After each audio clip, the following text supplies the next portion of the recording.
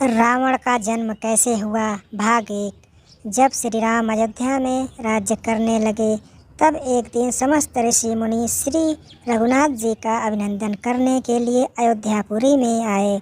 श्री रामचंद्र जी ने उन सब का यथोचित सत्कार किया। वार्तालाप करते हुए अगस्त्य मुनि कहने लगे, युद्ध में आपने जो रावण का संहार किया वह कोई बड़ी बात नहीं है, परंतु द्वंद्व युद्ध में लक्ष्मण के द्वारा इंद्रजीत का वध सबसे अधिक आश्चर्य की बात है। यह मायावी राक्षस युद्ध में सब प्राणियों के लिए अवध्य था। उनकी बात सुनकर रामचंद्र जी को बड़ा आश्चर्य हुआ।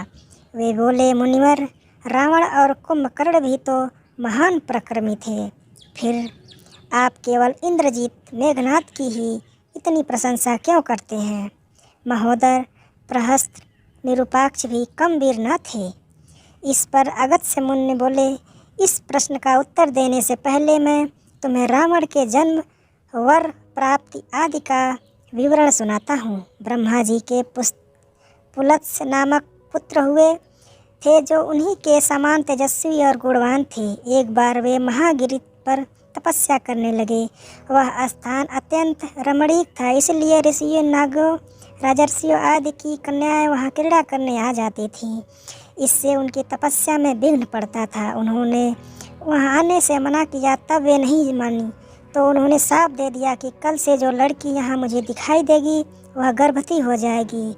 शेष सब कन्याओं ने तो वहाँ बंद कर दिया आना, परंतु राजा त्रिशूलबिंदु की कन्या साप की बात से अनजान थी होने के कारण उस आश्रम में गई और महर्षि के दृश्य पड़ते ही गर्भवती हो गई। जब त्रिशूलबिंदु को यह बात मालूम हुई तो उन्होंने अपने कन्या को पत्नी के रूप में महर्षि को अर्पित कर दिया। इस प्रकार विश्रवा का जन्म हुआ, जो अपने पिता के समान वेदविक और धर्मात्मा हुआ।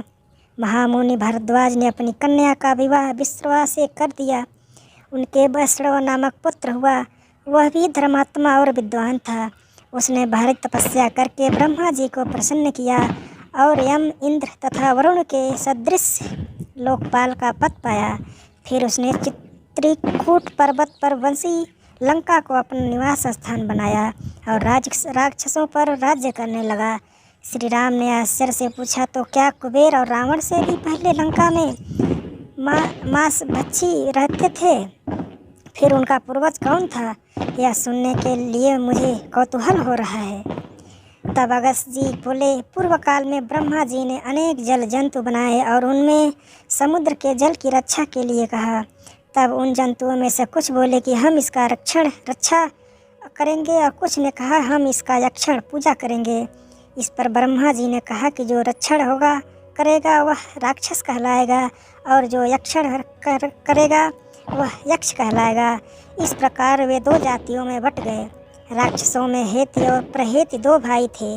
प्रहेति तपस्या करने चला गया, परंतु प्रहेत ने भया की विवाह किया, जिसके उत्केश नामक पुत्र उत्पन्न हुआ। विद्युत्केश वे सुकेश नामक पराक्रमी पुत्र हुआ। सुकेश के माल्यवान, सुमाली और माली नामक 3 पुत्र हुए। तीनों ने ब्रह्मा जी की तपस्या करके यह वरदान प्राप्त कर लिए कि हम लोगों का प्रेम अटूट हो और हमें कोई पराजित न कर सके। वर पाकर वे निर्भय हो गए और असुरों को सताने लगे। उन्होंने विश्वकर्मा से एक अत्यंत सुंदर नगर बनाने के लिए कहा। इस पर विश्वकर्मा ने उन्हें लंकापुरी का पता बताकर भेज दिया। वहाँ वे बड़े आनंद के साथ रहने लगे। माल्यवान के वज्रमुटी, विरूपाक्ष, दुर्गमुख, सुप्तघन, यक्षपोमत और उत्मत नामक 7 पुत्र हुए। सुमाली के प्रहस्त्र, अम्पट, विकट, कालीमुख, धूम्राक्ष, दंड, सुपाक्ष, संहाति, प्रहस्त एवं भारकर्ण नामक के 10 पुत्र हुए। माली के अनिल, अनहर, संपाति नामक 4 पुत्र हुए।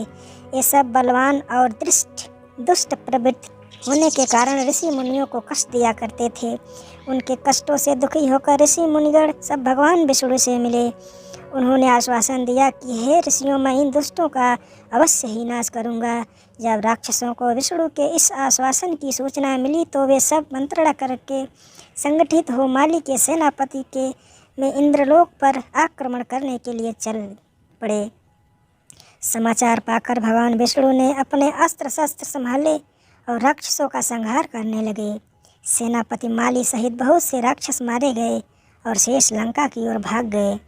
जब भागते हुए राक्षसों का भी नारायण संघर्ष करने लगे तो माल्यवान कुछ क्रुद्ध होकर युद्ध भूमि में लौट पड़ा। भगवान विष्णु के हाथों अंत में वह भी काल का ग्रास बना। शेष बचे हुए राक्षस माली के नेतृत्व में लंका को त्याग कर पाताल में जा बसे और लंका पर कुबेर का राज स्थापित हुआ। अब मैं तुम्हें रावण के जन्म की कथा सुनाता हूँ। राक्षसों के विनाश से दुखी होकर सुमाली ने अपनी पुत्री कैकसी से कहा कि पुत्री, राक्षस वंश के कल्याण के लिए मैं चाहता हूँ कि तुम परम पराक्रमी महर्षि विश्रवा के पास जाकर उनसे पुत्र प्राप्त करो। वही पुत्र हम राक्षसों के देवताओं की रक्षा कर सकेगा। वीडियो पसंद आया हो तो इसको लाइक कीजिए।